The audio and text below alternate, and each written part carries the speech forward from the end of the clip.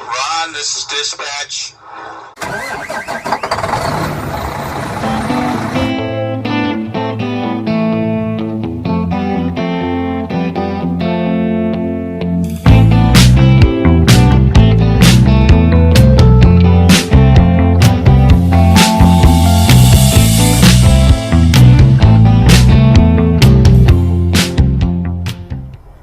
Hello YouTube, how are we doing today? I hope everybody has been safe and productive and that all is going well for everybody. I was going to start out by talking about my past couple days, which has been just absolutely terrible, but at the end of the day it ended up being a really good day. And the main reason is, man, I heard from my buddy Rick today. Rick was on Zello chatting it up with us. He's feeling better. He's getting better. Praise God. And man, I'm real happy about that. So Rick, you just keep on keeping on. You're going to get better. You're going to be back out here before you know it. I was absolutely thrilled to hear your voice today. Man, I miss hearing from my dispatcher. Man, you're still my dispatcher, Rick. And secondly, Carolina Boy, the tanker driver. There you go, Carolina. There is your shout out. Everybody go see Carolina. He was crying to me today that I don't give him no love. I don't tell nobody about his channel. Everybody go see Carolina, the Carolina Boy, the tank driver on YouTube. He's got a ton of videos. He's got a lot of educational stuff, a lot of stuff just talking. And it's a lot of fun to watch, and it's a great channel. So there you go. Man, you know, I've been out for... I don't know if I mentioned this in my last video, but this was a 2-week run for me. It's the longest I've ever been out. In this trip, I went from Houston up to Manawa, Wisconsin, from Manawa, Wisconsin to Milwaukee, from Milwaukee to just outside of Seattle, and then I picked up at the same place in Seattle going to Denver. I'm not sure what's happening in Denver. I don't know if I'm picking up another load there, or if I'm going to deadhead somewhere and grab something, but I need to be home by Friday. I'm trying real hard to make it. I'm not sure I'm going to make it by Friday, but we'll see. That's my hope. If not Saturday, and I've got a friend who's having a birthday Saturday, and I plan on being there, so one way or another, I'm going to try to work it out. One of the topics in this video is, you know, you're not always going to be on the time frame you think you're going to be. This trip, I learned a valuable lesson in time management. You know, I always try to run really hard, run miles, you know, get that freight there where it's going, and then get home to be with my wife. And this time, man, I messed all of it up. You know, I sit my butt in the seat, I keep the left door closed, I run as long and hard as I can. Well, that ended up catching up with me. When you're out for, you know, more than 7 days, you're going to run out of time. And that's exactly what happened to me. And I ran out of time in Boise, Idaho, where I got to sit and do a 34-hour reset. That's fine. I needed the rest, but I got to tell you, I didn't seem like I got any. There wasn't really much around there. I got up the next morning and I did some laundry. I went and sat down and I had a nice meal. But man, it's not good rest. But now, you know, I know, you know, that when I'm out here for more than a week, that I need to take it easy. I need to quit running so hard, because, you know, you even on paper logs, you just can't run.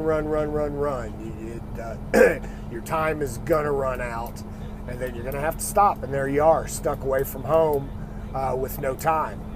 If I would have planned my days better, I probably could have got through this whole thing running on recap hours and made it home just as planned. But instead, now the load is going to be late, and I'm not going to make it home on time, you know, and I'm still tired. So it is what it is, but that's what happened to me. I'm at the Petro in Laramie, Wyoming. Now, I really like Wyoming, and it's a nice trip across 80. Wasn't too windy. It was real windy when I came across here last week, or 2 weeks ago. Man, this was a nice drive today. I mean, we did get some rain, but it didn't rain until I got here, and I actually sit down when it went in the iron skillet, had me a nice meal. And now, other than the view of a whole bunch of trucks, I can see the ridges of the mountains all around me, and it's cooled down quite a bit. And it was really hot in Boise. I didn't have any idea how hot it would be up there, but it was 112. People always talk about, oh, but it's a dry heat. Well, this Texas boy knows what humidity is, but heat is heat. And Ike pointed out to me, and he's absolutely right. Down in Texas, you can't even get in the shade and cool off. When that humidity's on you, it's hot everywhere. At least in Boise, if you can find some shade, it feels almost tolerable, and you don't sweat to death. But still, heat is heat, and I'm not sure which I prefer. I know Boise needs to plant a tree. Which else problem? Do y'all have something against trees? But anyway, it was a nice truck stop I stayed at. It was an older truck stop, but they had showers and laundry facilities, and and there was shopping and shops down the road, which I kind of meandered through and checked out, and it was a good time. I've been having trouble with my truck the last couple days. In Milwaukee, my check engine light came on. Went by the international dealer. They ran the codes, and it's a DEF problem, and but it was running fine. So boss said to go ahead and run with it, so that's what I did. Not sure that's what we should have done, but that's what I was told to do, and that's what I did. So I ran across the northern United States without any problem, made it all the way to Seattle, and my truck has derated on me now. I mean, it's still running. It'll still run the flats just fine, but it doesn't pull hills worth a darn. I'm real fortunate if I make it to the top of the hill. Sometimes I'm down to 15 miles an hour. Now, I know some of these hills with a heavy load, it's going to slow you down, but after 3 months of driving this truck now, I think I know this truck pretty well, and it is not performing like it should, and it's got a problem. I haven't been able to regen it because of the check engine light, but early this morning, about 1 o'clock in the morning, I heard it beeping at me, and I got up and I noticed the check engine light was off. So I went ahead and shut the truck down, slept under the fan for a while, and then when I got up at 4 in the morning, I had a trailer parked next to me on the right side, so I wasn't too worried, but I didn't want to regen this thing with the guy next to me. And in about 10 minutes, he ended up getting up, and I said, oh, I'm glad you're awake. I'm going to regen my truck. And it took about 45 minutes, but it did regen. But that didn't seem to help. It took me about 8 miles to get up to 45 miles an hour. And then I finally hit a downhill, and it blew a bunch of white smoke. And then it ran great for a long time. But then it started acting up on me as I came across 80. And I got to tell you something. It's and I told my boss this. I said, it's very stressful to be out here with a truck that's not running right, and it's exhausting. Your foot's always mashed clean to the floor just to try to make the hill, and it's very tiring. And I'm tired. I'm going to go to bed early. I have to be up at 3 in the morning to head out. So anyway. But the trip was beautiful. I don't care much for Oregon. I guess some of y'all like it, but I didn't like it at all, and I really don't like it now. When I crossed into the Oregon border out of Washington, I got pulled into the weight station, and of course, like has happened most of these 2 weeks, they've been asking me to come in with my paperwork. Now, it hasn't been a problem anywhere, and all of the DOT officers I've dealt with have been really friendly. I mean, I haven't had, you hear all these horror stories about DOT officers. Every one of them are great. Well, this one in Oregon, he wasn't near so friendly, and you could tell he was king of his kingdom, and he was going to let you know that. But anyway, I did not have an Oregon permit. My bad for not knowing that. I should have known that. But there are 4 states in the nation that require additional weight and distance permits. And from my understanding, and I'm going to confirm this, but my understanding is New Mexico, Oregon, Kentucky, and New York. Those are states that if you travel through there with your truck, you have to have a permit in addition to your apportion plates. Well, I didn't have that permit. And this guy let me know real quick that I was going to get a ticket. All there was to it. And that ticket was $450. So I'm questioning him on what I need to do to get a permit. And he gave me all the information, gave me the number I needed to call to get that. And I asked him, well, do I just call and get this permit when I get home? And no, your truck's not leaving this weight station until you have a permit. I said, okay, well, how do I go about getting one? He goes, you got to call that number and you got to walk down to the truck stop and wait for it to be faxed to you. I can't believe these guys can't have it emailed to them or anything there. But they taught me a lesson, make sure that you know where you're traveling and what's required. So it was about a half a mile walk. I walked down to the truck stop. I had called my boss, told him he needed to handle this, that I had gotten a ticket. And he called State of Oregon, got the permit. Permit got faxed to me. So I walked back to the truck stop, showed the guy that I had the permit, and he ripped the ticket up. And gave me a written warning. So I have a written warning now. I don't have to pay $450. Thank goodness.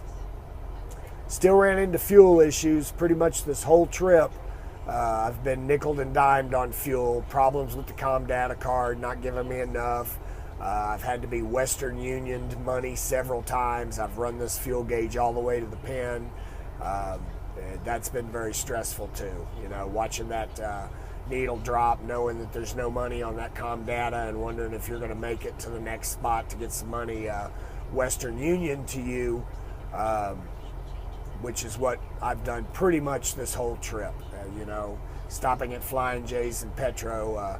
I like to fill up at Love's, and pretty much all of my fuel this trip has come from Petro or Flying J.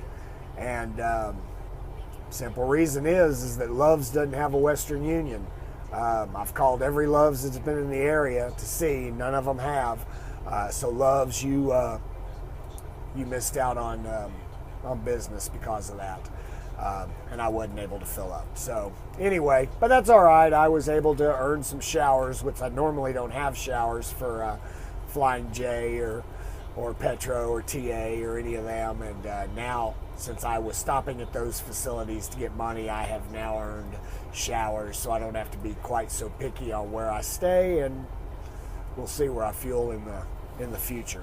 But it's probably going to be Love's. I mean, I'm Diamond member. I get 4 points for every gallon. It's that's where I'm going to fill up. Their showers aren't as nice, and their facilities are kind of small, but I mean, you earn money really quick when you fill up, to buy goods and such at the Love. So I'll probably continue to do that.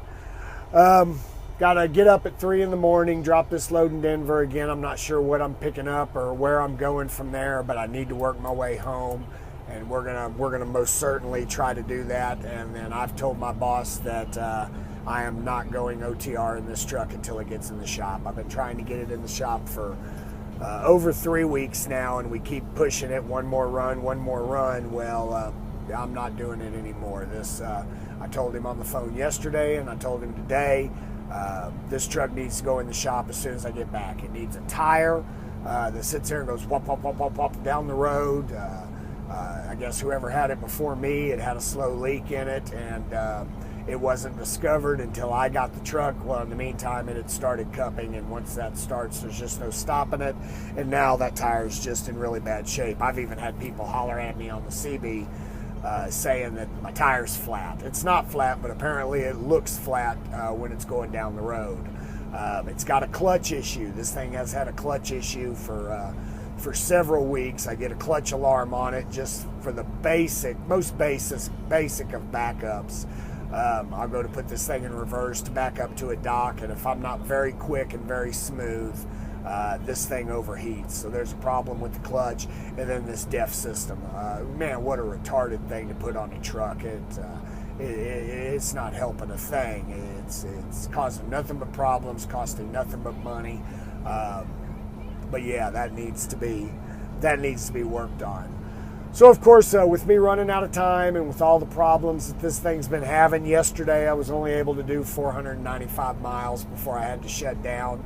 Today, I'm not sure how I did it. I did 681 miles today, and I've only got a couple more hours to go to Denver, and then we'll go from there. Other than that, it's been a nice trip. I'm missing home. I'm ready to go home. I'm tired, ready to sleep in my own bed. My truck's pretty comfortable, but it's not the same as snuggling up next to Mama. And Kelly, if you're watching this, I miss you a whole lot, and I'll be home real soon, just as quick as I can.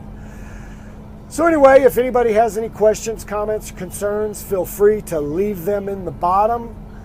And man, I'm going to change it up from Buck Rub out. From now on, peace. Peace. That's all we need, man. Peace. Have a great day.